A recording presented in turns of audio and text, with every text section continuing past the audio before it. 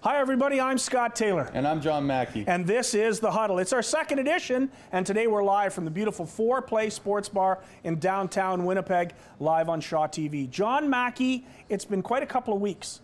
I want to start with you as the head coach of Team Potter at the Winnipeg High School Football League Senior Bowl. It was a great day, but it turned out to be a lot of fun after it was over. Tell us first about your football experience. It was really fun. It actually turned out to be a really good game. It came right down to the wire, and the player of the game, Teo Dezar, called his own shot. I remember he coming to the sideline, and he called his own shot. He said, "This pass play will work," and I said, "Hey, this is a senior bowl. You're in your senior year. It's your shot," and he called it, and he ended up throwing the ball to Reese Hansen. We ended up winning, and I got my first Gatorade bath. First Gatorade bath and your first championship ring, right? No, you've already had that. Yeah, that's got correct. The big one. Yeah, no, that's the big one, the big Vanier Cup ring right there. But this is the first coaching ring. That's correct. First big coaching ring. Okay, so you coach the game, and your team wins, and the quarterback is the MVP, and he's going to the University of Ottawa. At that time, yes, he was. And a couple of days later on the Huddle radio show on Streets 104.7, Teo Dezar is our guest. Tell us what happened to you that morning as you listened to the program. Well, Scott, you were talking to him about his commitment to the Ottawa U, and there was a change of coaching staff, and Teo was looking for a different spot to be playing football, and he said that he would rather be playing in his home in Manitoba. And at that point, I was listening to on the radio show in my vehicle, and I ended up speeding a little bit and ended up getting a police or a speeding ticket. So you basically were yelling, "Taylor, don't ask him about the University of Manitoba," because they'll talk to you about tampering. Well, I didn't speak anything to Teo. He's a class act, and he really is a smart kid. He is, and you know he is very loyal and stuff. He just there was a little bit of a turn of events, and things weren't working well for Ottawa. Well, J.P. Asselin resigned, and Gary Echeverry became the new head coach. Yep. Suddenly, there's a whole new coaching staff, and Teo had maybe a difference of opinion. He said he spoke to them and wasn't absolutely certain he wanted to go. That's right. So he made the decision to go to the University of Manitoba. Tell us a little bit about Teo Dezar. You talked about him as a senior in high school, but he's also 6'5". We're not talking about a little quarterback heading to college kind of playing his first game. Well, I'll tell you what, as a coach, you can't teach 6'5", right? That's a great thing to have. He's a pocket quarterback, and he can see over top of the offensive line, which makes it that much better for a quarterback, especially in a drop-back system. So I think Teo has a great CIS career ahead of him, and we're lucky to have him at the University of Manitoba. Now going in, you're the quarterbacks coach at the U of M this year. Heading in, is Teo Dezar number one? Is Ryan Marsh number one? Is Cam Clark number one? Who's your number one quarterback going into camp? Right now, we don't know who our number one quarterback is, and that's the best thing. I mean, competition sparks the, you'll see the hardest worker when you see a lot of these quarterbacks coming in, and they're highly tout recruits, and it really does give these guys an opportunity to show us coaching staff what they have. So not only have you been coaching football, but recently you've been playing a little bit of football. Yep. I thought you'd never play again. After you win the Vanier Cup, you become a national champion, you become a head coach, but you went back out onto the field for the Eastside Eagles seniors, and you played against a very good football team, the number 3 ranked team in Division III in the NCAA, the St. Thomas University Tommies from Minneapolis. You got smoked. You know what? I'll tell you what, Scott. I had to do this one more time. I had to try out there and play and see if the old body can take it. And I'll tell you what, we had a great time doing it. St. Thomas Tommies, nothing but class act kids. They were fantastic. They were really well coached and very fast. I wasn't used to that speed. Well, the best thing you had going for you was you wore the red jersey. You weren't live. Okay, I wasn't going to say that, but yes, I wasn't going to be ran live just because of the sake that I had the option to do that. I thought I was eating my last meal before that. I was going out on the gridiron. I thought it was going to be the end of me, but I ended up having the choice to being ran live. And come on, Scott, I'm not going to put my body on the line. All I remember is toward the end of the game, you're standing in there, and this kid, maybe about 6'3½", 280, found this gigantic hole coming the other way. We're not talking about a running back running through the hole. We're talking about a lineman who found nothing but a hole. And you're right. He was as fast as I've ever seen. He'd have killed you if it wasn't he just touched you on the side going by. Well, touch is a very loosely used word there. He kind of just ran right into me. And boy, I just remember after feeling that, if he would have given everything he had, my soul would have been hurting. John Mackey and I will be back at the end of the program. John Mackey, the Technical Director of Football Manitoba and the quarterbacks coach at the University of Manitoba. We got a full-on show today. Ron East is coming up next, the Executive Director of Football Manitoba, and then we're going to talk to Brett McNeil and then Lori Houle about the Transcona Nationals 100th anniversary. This is The Huddle, live on Shaw TV from the 4 Play Sports Bar in downtown Winnipeg.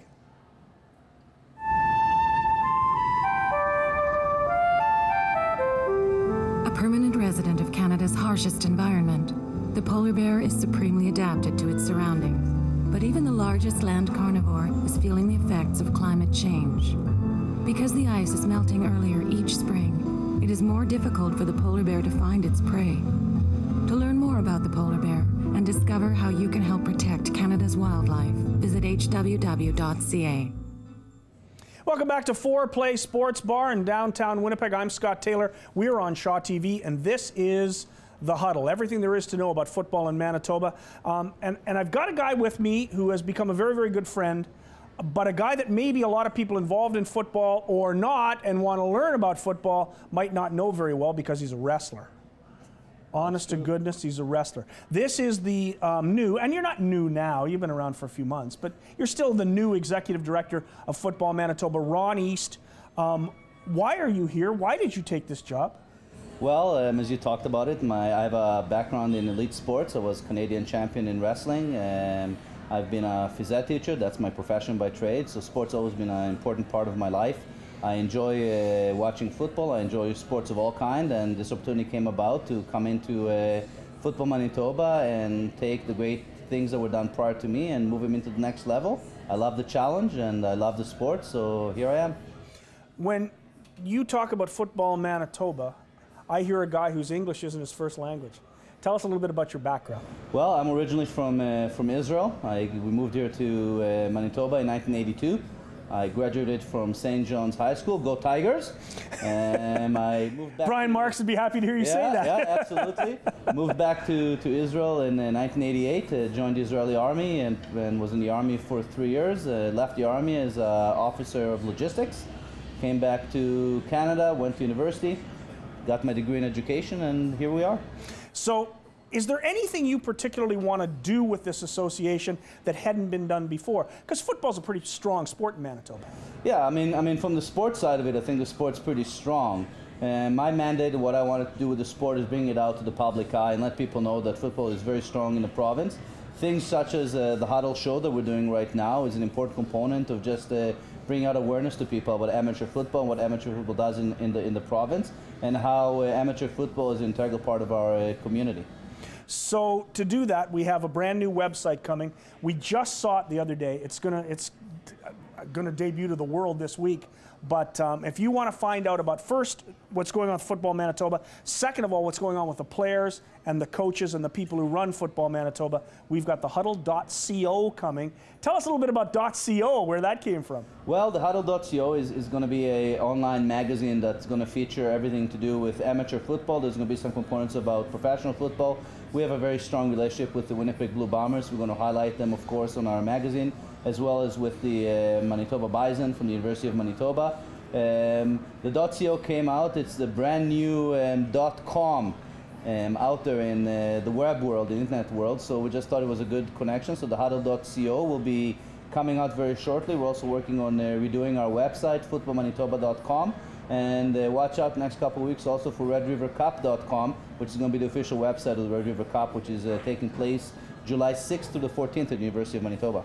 You've already had one very, very successful game already this year, the Blue and Gold Classic, which are essentially 2 games. Yeah. Tell us a little bit about how well that went and how shockingly good the play is in this province. It is amazing for somebody who's not from the football community to come into Football Manitoba and to put together a great showing like we did in the Blue and Gold. I mean, you were there, the stadium was packed.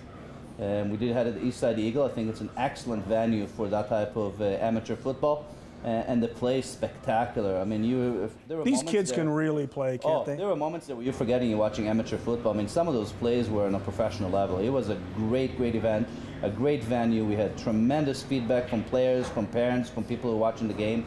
And that's what football is all about. We need to bring it up to the next level, and that's what we're aiming to do at Football Manitoba. Well, we have to thank Shaw TV too, not just for this show, The Huddle, but also for the broadcast that they're bringing out to football fans this year. We did the Blue and Gold Classic and the Red River Cup will be on next month.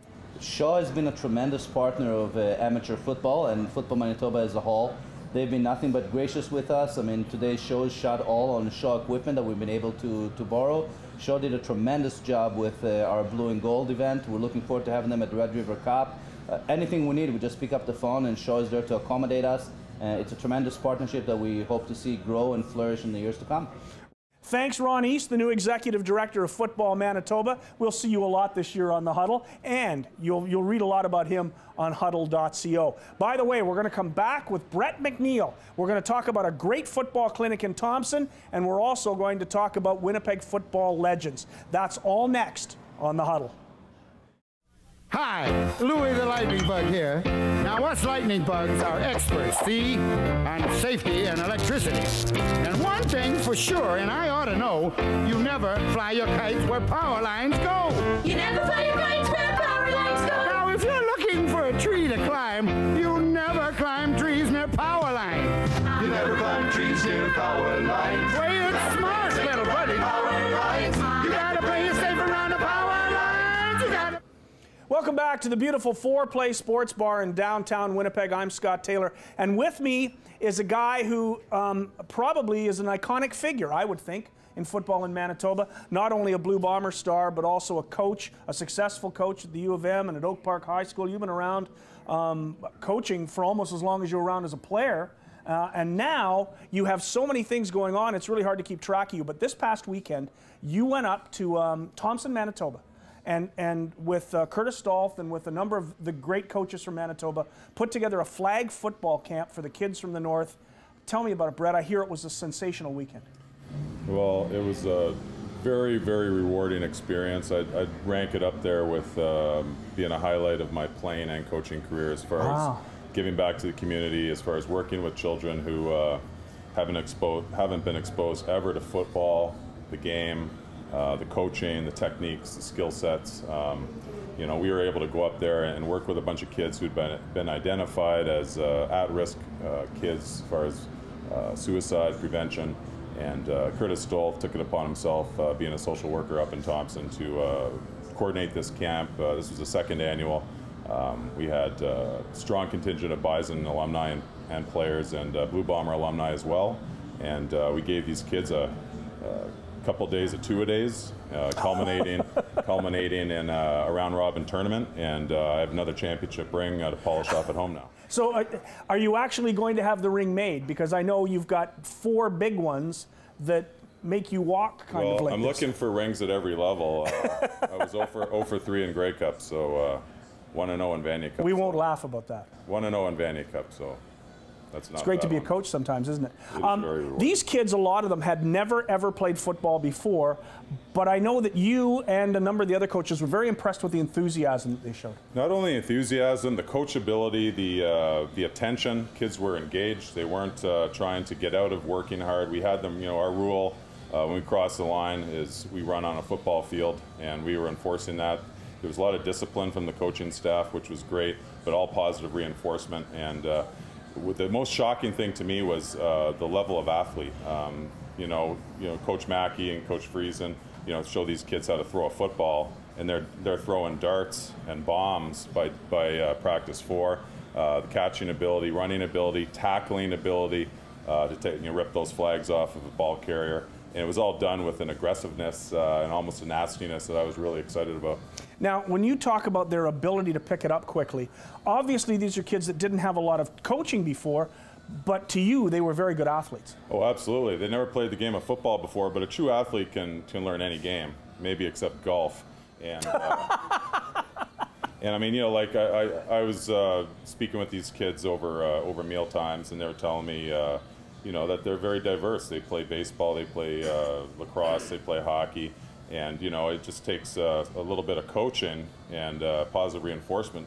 and these kids can do anything. Nothing can stop them. Now, there was more to this than just the football, though. This was, you mentioned Curtis Stolt, the social worker. There was some fundraising involved in this thing, and there was also an opportunity to talk to kids about the problems that some of them face in the north. Well, exactly. I mean, many live in remote communities where there's not a lot for them as far as extracurriculars, and you know, there are other social issues at work there, and you know, the suicide rates are high in the north, and you know, studies have been conducted that show that if kids have extracurriculars and positive reinforcement and healthy lifestyle and alternatives, that you know, they create goals, and we really wanted them to look at themselves as awesome, as Coach Burrell pointed out, that they're all awesome, especially for making it to the camp. And you know, a lot of these kids, you know, they got one pair of sneakers, they got one pair of jeans, and they're out there playing football in what they got. You know, they don't need fancy cleats or anything. And you know what? I mean, they were making plays, they were having fun, and very rewarding for both the players, I imagine, but especially the coaches. Now, you had a number of groups that were up there helping to coach. You had Bison coaches. You had also groups from the 2 alumni associations that represent the Blue Bombers. And when we come back from our next break, I want you to stick around for one more segment, because I want to talk to you about the 2 alumni associations that are representing the Winnipeg Football Club. Brett McNeil is our guest. We'll be back right after this. In my game, we play with a bigger ball. It's called a softball, but it's not soft at all. In my game, the pitcher throws underhand. underhand. In my game, We play 7 innings. 7 innings of fast, fantastic fun. Softball. My game. Over 250,000 Canadians call softball their game. Make it yours. Hi, everybody. Welcome back to the beautiful 4-Play Sports Bar here in downtown Winnipeg. My guest is Brett McNeil, and we're back for segment 2 because I want to talk to Brett, maybe not even briefly, about the fact that there are 2 alumni associations representing the Winnipeg Football Club right now, and you're involved with both of them in certain ways. You're on the board of one of them. Tell us what's going on with the alumni of the Bombers. Well, absolutely. I mean, the conventional alumni association been around for years, called the Blue Bomber Alumni Association.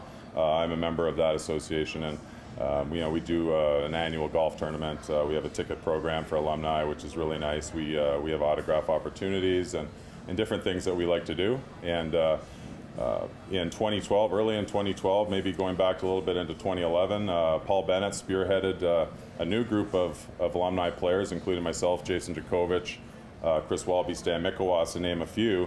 And our group were really interested in pursuing fundraising opportunities outside of the current opportunities with the one golf tournament. We wanted to become involved in events like the Thompson football camp, which we were. We had a staff of 4 alumni coaches: Glenn Scrivener, Don Burrell, Paul Bennett, and myself. And really just want to create more opportunities for the guys to get together, raise some money for the community. Through what we do best and what we know, and that's football. You took all of these guys up to Thompson. You had a great weekend at Thompson. Are there more plans to do more things together? Well, absolutely. Like, I see the Thompson event being an annual, as far as the Winnipeg Football Legends. That's the name we coined for our fundraising arm of the Alumni Association. And you know, we've got a golf tournament coming up at Niagara, July 30th. And again, these are, you know, we're linked up with Transcana and the Call Before You Dig message, and we're looking forward to getting out in the community and spreading the Call Before You Dig message for Transcanada, and you know, spreading the Stay in School and Say No to Drugs and Alcohol message as well. Now, have you retired from the Canadian Football League yet? I've never officially retired. I attended a Blue Bomber press conference in the winter of 2003, and I was given the opportunity to retire. But I was not ready to retire at that time, and actually continued on and flew into training camp with the Calgary Stampeders in 2003. But I didn't get past the doctors. They felt that I had had enough as far as double-digit surgeries, and you know, we had Winnipeg scheduled a couple times, so I don't know if that factored in. But I never had a chance to line up against the Blue and Gold, and that's a good thing. I'm very proud to say that, even though I was a member of the Ottawa Rough Riders my rookie year, the Edmonton Eskimos 1998. Both years, you know, I had injury issues, and spent 10 proud years with the Blue Bombers. Congratulations. Brett McNeil, our guest, talking both about a great trip to Thompson last week and the new Blue Bomber legends, the Winnipeg Legends. Winnipeg football legends. Winnipeg football legends that go hand in hand with the Blue Bomber alumni. When we come back, we're going to talk to Lori Huddle from the Transcona Nationals. Can you believe they're 100 years old? We'll be right back. Seconds can make the difference between a happy or unhappy customer. Or determine if a deal is won or lost. It's no different in a restaurant than it is in an office building. The same rules apply to any workplace. Sexual harassment is a violation of your human rights. And it can happen to you. If you would like to know more, contact the Manitoba Human Rights Commission. Because human rights are everyone's business. Welcome back to the beautiful 4-Play Sports Bar. We're in the Sin Bin. It's a great spot to spend an evening. We're live on Shaw TV. I'm Scott Taylor, and this is Lori Huddle. Now, Lori Huddle is not 100 years old, but she still celebrated a 100th birthday this weekend, and I'm shocked. I didn't think the city of Transcona was 100 years old. But not only is the city of Transcona 100 years old, but the Transcona Nationals football program is 100 years old, and this past weekend you had a party to celebrate. We did. We started off with a barbecue at 10 o'clock. We had an aerial photo taken at 2 o'clock. We got all our members from past and present to come out, whether you were a board member, a football player, a cheerleader over the past. It's been great. So tell me a little bit about Transcona being a 100-year-old program. It started way back with the CNR workers, didn't it? It did. It started up, CN Rail was our biggest sponsor, so that's where the Nationals came from. It took a little hiatus during the Depression and the war and came back strong in 1957. But it did start in 1912. 1912. Amazing. Yeah. Amazing. So you took the hiatus during the war, and then you came back. Somebody said about 1957 you had no money in the bank, you just started from scratch. Yeah, there was a little bit of money, I guess, not very much, and they started from scratch, and we've moved locations over the time, but now we're in a permanent location and growing strong. Now, it's not just football, it's also cheerleading as well. That's right. We had cheerleaders back in the 60s, and then it took a little hiatus, and they've come back just in the last 15 years, I'd say. So do you run the cheerleading or do you run the football? I am the treasurer, but so I don't run any of it. I just run the money. We do have... well, then you're the boss. Yeah. No. We have just like the women in my house. Yes. No, we've got a director of football operations. That's Steve Huddle, so he runs the football side of it. Would he be related to you by any chance? He might be. Yeah, I might share a house with him. Yeah. And Kristen Withus is in charge of the cheer program. So Corey Knapp is our president, and we've got a strong executive that work together to put everything together for the year to help everything run. Now, you've also had a lot of great football players come out of this program, kids that have gone on to play for the Bisons, the Rifles. So it's not just a big giant party like you had on the weekend. This is a pretty solid football program. It is. It's been great. We've had a lot of championships over the years. We've got a wall of fame of all the past winners. We take their team photo, we put it up, we frame it, and you know what year they won. So it's a chance for people to come back and take a look and see themselves up on the wall. Yeah, it was a great party this weekend. Tell us about your teams this year. What do you got rolling for 2012 for your 100th anniversary? So we've got 2 teams running from Terminator all the way up to Bantam age level, and then we've got a roster of 48 of our midget program. Well, that's big. Major team this year? No major team, unfortunately. We did try to field one, but we're hoping that it'll revive come next year. What are you going to do with 48 midget players? They're going to see a lot of the field. We started with an exhibition game actually on this past Saturday, so that kind of kicked off our 100th anniversary. So you've already started the 100th year of Transcona Nationals football. We have. It's been great so far. Lori Huddle, thank you very much for joining us. Lori Huddle from the Transcona Nationals, 100 years old this year. When we come back, John Mackey and I are going to talk to Anthony Coombs of the Bisons. This is The Huddle, live from 4-Play Sports Bar. 60,000 Canadian men over 30 play ball with these gloves. 200,000 Canadian men over 40 wear and sometimes drop these gloves. 500,000 Canadian men over 50 are in heaven when they put on this glove. But millions of Canadian men won't go anywhere near this glove. And that's why there are so many cases of undiagnosed prostate cancer in Canada. A physical exam and a simple blood test will get you closer to the truth. From the Ride for Dad, don't play games, get serious, get going, get your prostate checked. Welcome back to the Huddle. We're at Foreplay Sports Bar, and we're live on Shaw TV. It's a bit of a party atmosphere in here today, as it always is at Foreplay. And our guest is Anthony Coombs, running back for the University of Manitoba Bisons. But before we talk about the Bisons, I want to talk to you about the International Bowl. You went down, represented your school, yourself, your city, in basically a world competition against the best the United States had to offer, and you guys played pretty well. Yeah, it was a unique experience to go down to Austin, Texas. In Texas, everything's about football there. It's kind of like a kid going to Disneyland, a football player going to Texas. It was awesome to meet all the players from around the world who know about football, who love football. And on game day, it was just like what you see on Saturday with the college. The television stuff was really cool. So you're a little bit too modest, but you had a whale of a game in that game. Tell us how the afternoon went. We had a system implemented. And what it was is just to get our athletes in space, and I was able to make plays. The offensive line did a good job winning the battle up front, and yeah, I was able to put some points on the board for my team. And how well did you do? Did you beat the Americans? Yeah, we beat the Americans first time. That's what I wanted to hear. In international competition, and it was really sweet to do that, right, in their own house, and hopefully it opened a lot of eyes down there, and humbled them a little to realize that people around the world are playing their sport just as good as them, if not better. Yeah, it's kind of like when Sweden and Finland and Russia win hockey, right? We've exported that game, the Americans exported football, and we're playing it just as well. Although somebody could argue that probably Canadian football is older than American football. Yeah, absolutely. Yeah, because we've been playing a long time, yeah. It's a little bit of a different game, but it's a great game for a running back like you because there is lots of space out there. Exactly. So tell me now about the University of Manitoba Bisons this year. I know you're a young team, but how do you think you're going to do? Really, after main camp, I'll be able to answer that question. We got a lot of new players coming in. Some new players, Teo Dizar from quarterback. Right. We got a lot of talented receivers coming in. I'm super excited about this team. I've never been more excited for a football season so far.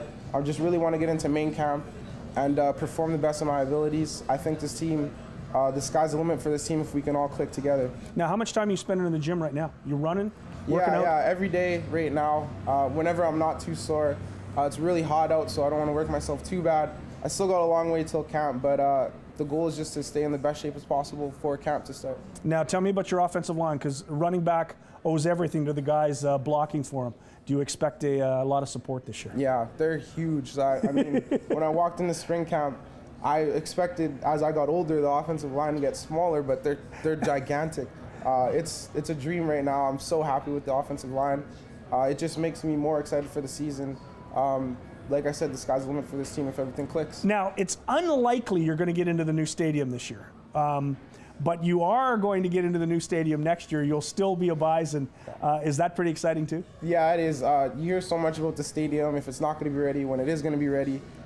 It looks spectacular when you drive out there, doesn't it? It looks really great while we're practicing on our field, but right now, I know my perspective, I'm just going to worry about it once we're in it, because I've heard so much about it. I'm super excited, but I don't want to keep on getting disappointed with the thing getting moved back and stuff, so yeah, but we can't wait to get in there. It's going to be awesome. It's going to be sensational. Have a great year. Anthony Coombs, running back, University of Manitoba Bisons. I promised John Mackey I will bring you John Mackey. We're going to wrap up the show. We're going to talk about all the things that Football Manitoba happens to be doing at this time of the year, because the big football season is right around the corner. This is Anthony Coombs. I'm Scott Taylor. This is The Huddle, live on Shaw TV.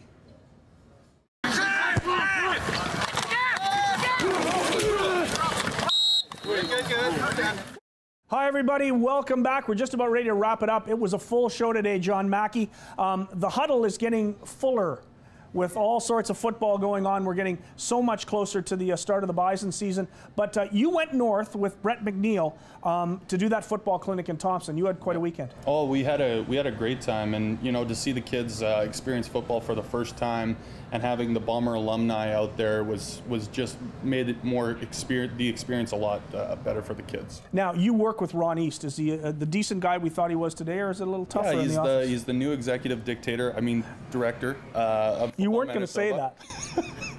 But no, he's been great. He's been putting us, putting football through, you know, like in the media and stuff like that, really hyping up this stuff, and we're really excited to have him. 100th anniversary of the Transcona Nationals. Did you think they were 100 years old? I had no clue.